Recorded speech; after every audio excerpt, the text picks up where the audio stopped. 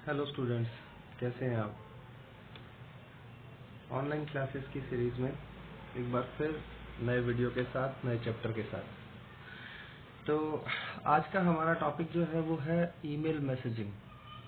Email messaging के अंदर जैसे हम ईमेल के बारे में जैसे हम जानते हैं कि इलेक्ट्रॉनिक मेल, मतलब एक जगह से दूसरी जगह पर हमें अपना मेल जो है वो ट्रांसफर करना है।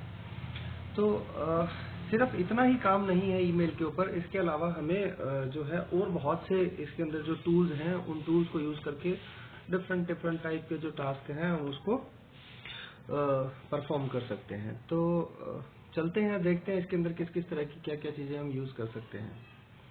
तो इसमें जो है सबसे पहला जो टॉपिक आता है वो है हमारा टाइम मैनेजमेंट। कि टाइम मैनेजमेंट क्या है? टाइम मैनेजमेंट एक्चुअली, अब जैसे हम अपने जनरल शेड्यूल की बात करें तो जनरल शेड्यूल के अंदर भी टाइम मैनेजमेंट जो है कि हमें अपने टाइम को जो है वो मैक्सिमम यूटिलाइज करना है। ठीक है, मैक्सिमम यूटिलाइज का मतलब है कि जैसे ज्यादा से ज्यादा अपने समय को जो है हमें ठीक तरीके से मैनेज करना है। ठीक है, तो व्यवस्थित इसमें जो लिखा है उसको एक बार रीड करते हैं कि टाइम मैनेजमेंट विशिष्ट गतिविधियों के बीच अपने समय को कैसे व्यवस्थित करना है, उसकी प्रक्रिया जो है वो टाइम मैनेजमेंट कहलाती है। भिन्न भिन्न कार्यों को करने के लिए लगाए गए समय और उनको करने के क्रम को सोच विचार कर व्यवस्थित करना टाइम मैनेजमेंट कहलाता है। मतलब क्या है कि जो भी काम हम करना चाहते हैं उसके लिए जो उसका सीक्वेंस क्या रहेगा, या फिर हम ये कह सकते हैं कि उसके अंदर जो टाइम लगेगा वो कितना लगेगा। तो इस तरह की जो बातें हैं वो सारी की सारी टाइम मैनेजमेंट के अंदर आती हैं। ठीक है, तो आप भी अपने समय को मैनेज करने के लिए कैलेंडर सॉफ्टवेयर का, हाँ, तो मतलब मेन जो बात रहेगी इस चैप्टर में वो रहेगी हमारे लिए कैलेंडर की, कि कैलेंडर क्या है। आज तक हमने कैलेंडर के बारे में जो सुना है या जो पढ़ा है, देखा है, वो यही है कि मान लो हम कैलेंडर शब्द को जब यूज करते हैं तो हमारे दिमाग में एक पिक्चर बनती है कि दीवार पे टंगा हुआ है, ठीक है, जिसके अंदर हम तारीख देखते हैं, महीना देखते हैं। ठीक है, इसके अलावा वो कैलेंडर और क्या क्या काम कर सकता है वो जो है वो जानने वाली बात है। कि मान लो जैसे अब एक कैलेंडर को हम किस तरह से यूज कर सकते हैं। तो बहुत सारे कैलेंडर्स ऐसे आते हैं जिनके अंदर हम जो है मान लो कुछ कैलेंडर्स आते हैं ना जिसके अंदर मान लो डेट के हिसाब से उसके ऊपर कुछ चीजें लिखी होती है कि उनके ऊपर हम नोटिंग कर लेते हैं, जैसे कि दूध वाले का हिसाब लिख लेते हैं, या फिर मान लो ये मैं रूटीन लाइफ का एग्जांपल जो है उसकी बात कर रहा हूँ, फिर इसको उससे हम अपने वाले कैलेंडर से रिलेट करेंगे। तो जैसे जो कैलेंडर है जो हम घरों में जो घरों में यूज होता है उस कैलेंडर की बात कर रहा हूँ। तो वो कैलेंडर जो है कि मतलब उसके ऊपर हम डेट वाइज दूध का हिसाब लिखते हैं, या स्त्री वाले का हिसाब लिखते हैं, या फिर और जो जितनी भी तरह की चीजें हैं वो सारी की सारी जो डे वाइज हो रही हैं। ठीक है, डे वाइज या वीकली है या मंथली है। सपोज कि हमें मंथली किसी डॉक्टर से मिलने जाना पड़ता है, तो उस तरह की जो है हम अपॉइंटमेंट्स अपनी लिखते रहते हैं। तो इस तरह की छोटी छोटी बातें जिनको हम एज रिमाइंडर यूज करते हैं ना, कि भविष्य में जब हमें उसकी जरूरत पड़ेगी तो वो चीज हमारे सामने जो है निकल कर आए, ताकि हम उसको जो है उसका सुचारू रूप से प्रयोग कर सकें। तो अब इसके अंदर जो कैलेंडर है, जो हम ईमेल मैसेजिंग की बात कर रहे हैं, तो ईमेल मैसेजिंग के अंदर जो कैलेंडर है वो सॉफ्टवेयर एक्चुअली इसी तरह का कुछ काम करता है। इस तरह का काम करने का मतलब पहली बात इलेक्ट्रॉनिक वर्जन है। ठीक है, कंप्यूटर के अंदर सेव है, तो अपने डाटा को हम कैसे भी चेंज कर सकते हैं।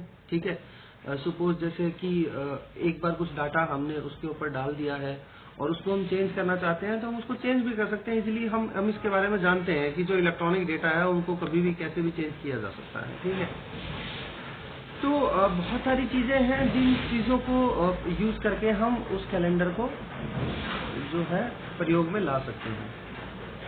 तो इसके बारे में आगे चलते हैं कि अच्छा, मतलब मान लो कि अब हम इसके बारे में थोड़ा और डिस्कस करते हैं कि कैलेंडर जो है वो मतलब किस किस तरह का काम हम उसके ऊपर कर सकते हैं, क्या क्या क्या और क्या एक तारीख देखने के अलावा और क्या काम कर सकते हैं हम कैलेंडर के ऊपर।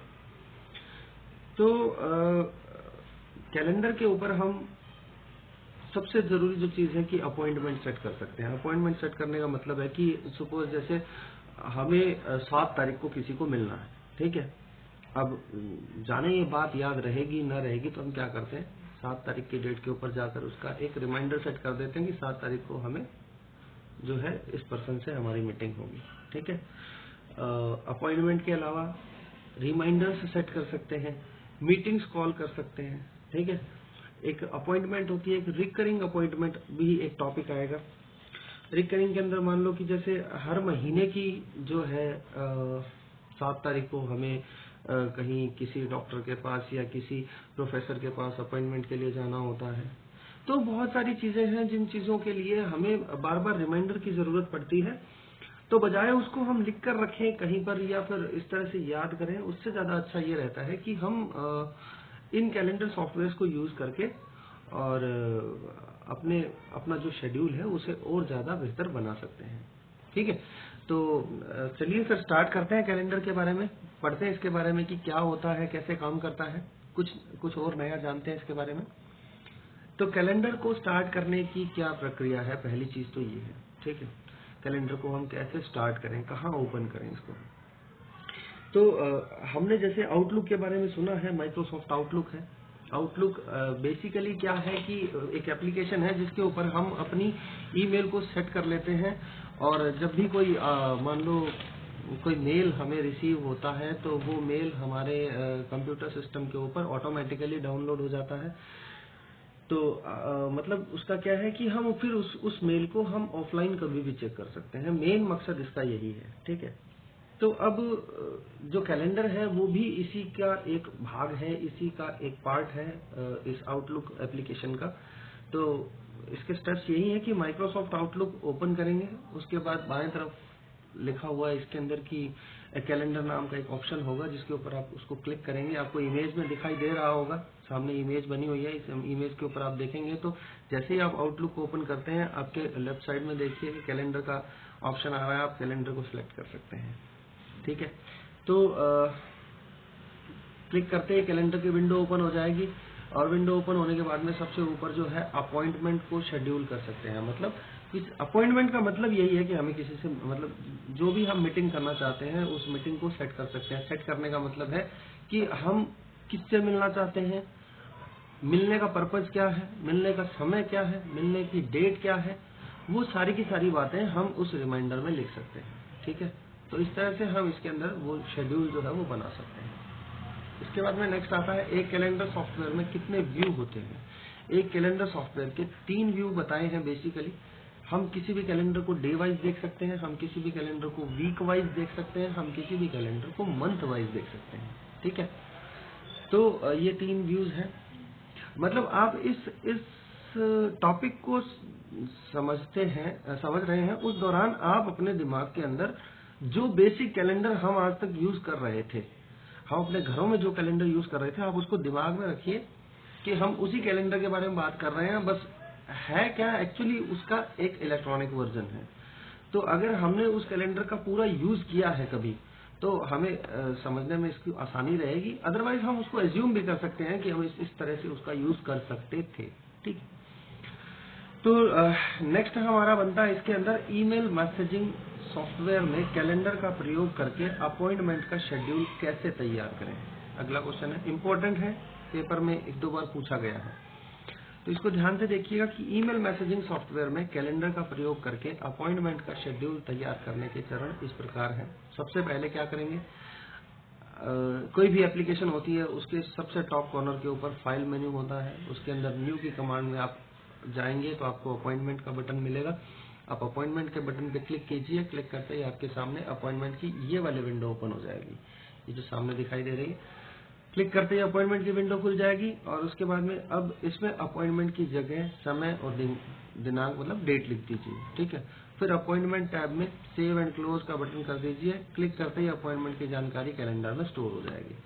मतलब अगर आपने ये समझ लीजिए कि मोबाइल के अंदर जो कैलेंडर होता है उसके अंदर भी हमने रिमाइंडर्स सेट किए हैं, ये एक्चुअली वही कैलेंडर है जो हमने मोबाइल के अंदर कैलेंडर्स यूज किए हैं, या हमने कभी रिमाइंडर्स लगाए हैं, किसी के बर्थडे का रिमाइंडर है, या कोई हमारे टेस्ट का रिमाइंडर है, कोई एग्जाम का, या हम कह सकते हैं कि हाँ मतलब वही सेम बात की अगर कोई अपॉइंटमेंट लेनी है, कोई मीटिंग लेनी है, उस तरह का अगर हमने कभी मोबाइल में रिमाइंडर सेट किया है, दैट इज एग्जैक्टली वही है ये, ठीक है। फिर इसके बाद में नेक्स्ट जो है वो है हमारा रिकरिंग अपॉइंटमेंट। रिकरिंग का मतलब होता है एक चीज का बार बार आना। रिकरिंग शब्द का मतलब है रिकरिंग, हमारे टेक्निकल लैंग्वेज के अंदर रिकरेंस एक फंक्शन होता है। रिकरेंस रिकरेंस का मतलब होता है कि कोई फंक्शन बार बार जो मान लो कॉल किया जाता है, ठीक है, बार बार कॉल हो रहा तो उसको हम रिकरेंस बोलते हैं। तो रिकरिंग अपॉइंटमेंट भी कुछ इस तरह की है कि जैसे मैंने पहले बताया था कि एक ही अपॉइंटमेंट हमें बार बार लेनी पड़ रही है, चाहे वो हर रोज लेनी पड़ रही है या फिर हमें वीकली या मंथली या फिर ईयरली, कैसे भी, ठीक है, कि पर्टिकुलर डेट पर सपोज कि मान लो हर महीने की 5 तारीख को हमें किसी डॉक्टर से मिलना होता है किसी भी डिजीज के रिगार्डिंग या किसी भी अन्य किसी भी जानकारी के मुतल्लक। तो रिकरिंग अपॉइंटमेंट जो है वो यही है कि बार बार जब कोई अपॉइंटमेंट रिपीट हो रही है तो उसको हम बजाय हर बार सेट करें, उसको एक बार रिकरेंस के अंदर डाल दीजिए, तो जब जब वो डेट आएगी वो तब तब आपको रिमाइंड करवाता रहेगा, ठीक है। तो इसका ये जो क्या बताना चाह रहा है वो देखते हैं कि एक अपॉइंटमेंट के शेड्यूल को बार बार उपयोग करने को, ठीक है, एक ही शेड्यूल को बार बार उपयोग करना हमें तो रिकरिंग अपॉइंटमेंट बोला जाता है।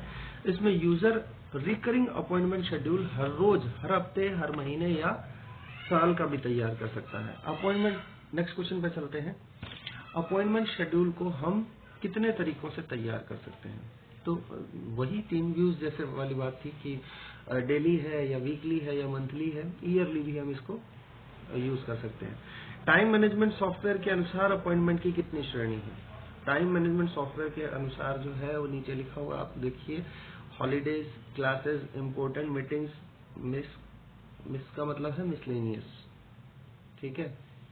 फिर इसके बाद में है पर्सनल, सिक, वेकेशन, वेरी इंपॉर्टेंट। इस हिसाब से हम अपने टाइम मैनेजमेंट सॉफ्टवेयर के हिसाब से जो है वो अपनी अपॉइंटमेंट को जो है तैयार कर सकते हैं।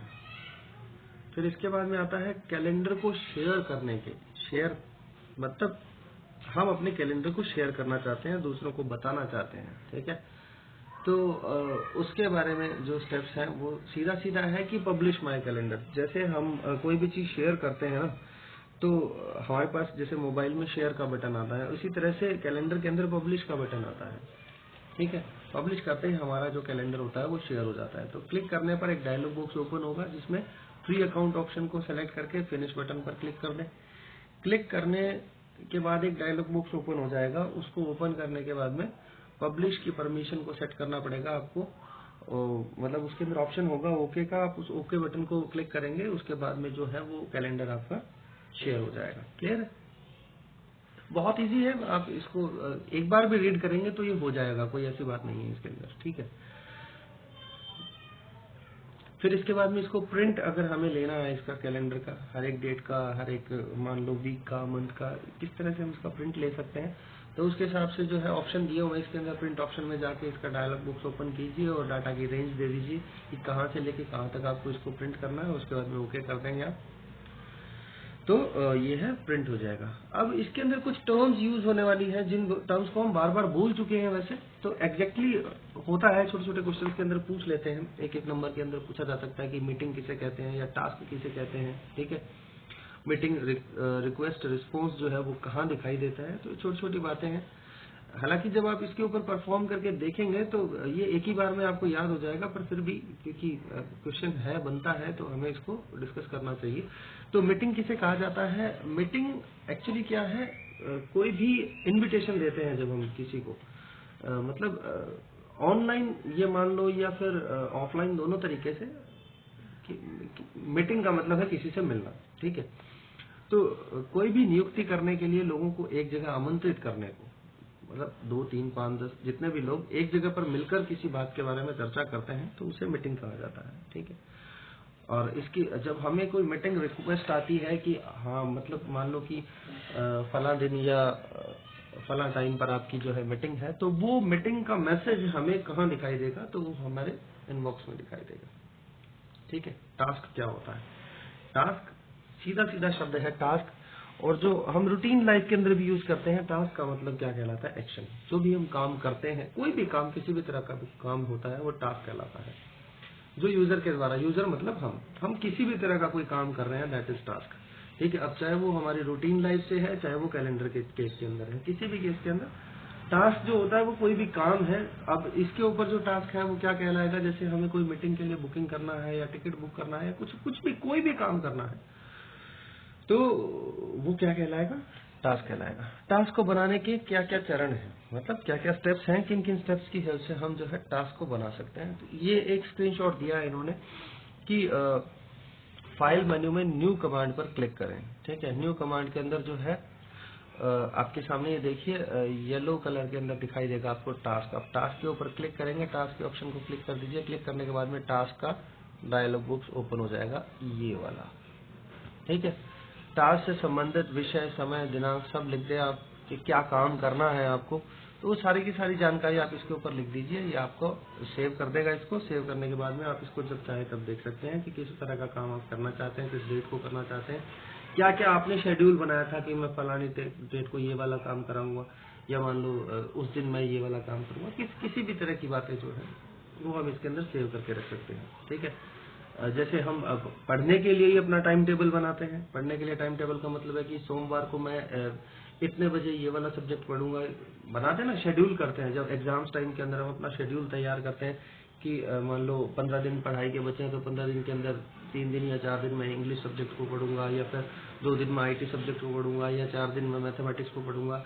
उन 4 दिनों के अंदर पहले दिन मैं ये वाले टॉपिक्स को कवर करूंगा, फिर उसके बाद में नेक्स्ट इन दूसरे दिनों में, तीसरे दिनों में इन टॉपिक्स को कर, तो इन सब चीजों को हम पहले से प्रिपेयर करके रखते हैं, वही हमारा टास्क कहलाता है। ठीक है, नोट्स एक छोटा सा टेक्स्ट मैसेज होता है।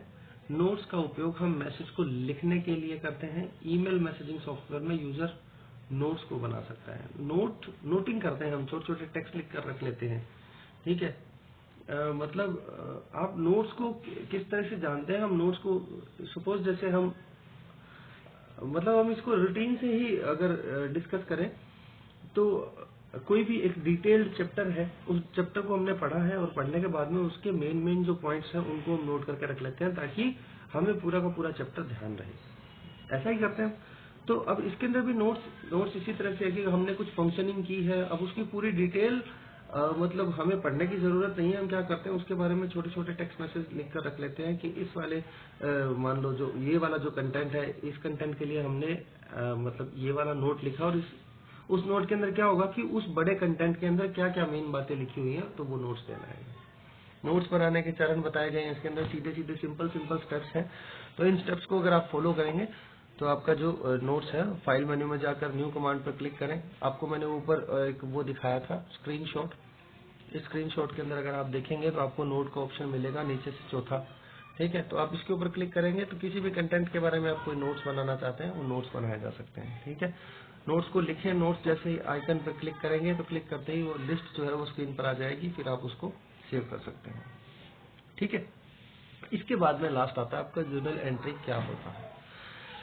जर्नल्स आपके द्वारा चुने गए कार्यों को रिकॉर्ड करता है। यह अपने आप सभी डॉक्यूमेंट पर ऑटोमेटिकली रूप से रिकॉर्डिंग करके कॉन्टैक्ट को भेजे गए ईमेल और फोन कॉल किए गए आदि सभी गतिविधियों को रिकॉर्ड करता है। मतलब क्या है जर्नल एंट्री का? मतलब है आपने कैलेंडर सॉफ्टवेयर के ऊपर किसी भी तरह का कोई काम किया है, वो सारी की सारी एंट्री आप अगर चेक करना चाहोगे तो आपको जर्नल एंट्री के अंदर मिलेगी। ये मतलब जितने भी काम आपने किए हैं, चाहे वो आपने रिकॉर्डिंग की है, चाहे वो आपने कॉल किया है, चाहे आपने कोई मीटिंग सेट की है, चाहे आपने कोई अपॉइंटमेंट सेट की है, चाहे आपने कुछ भी शेड्यूल किया है, वो सारा का सारा काम इस जर्नल एंट्री के अंदर आता है।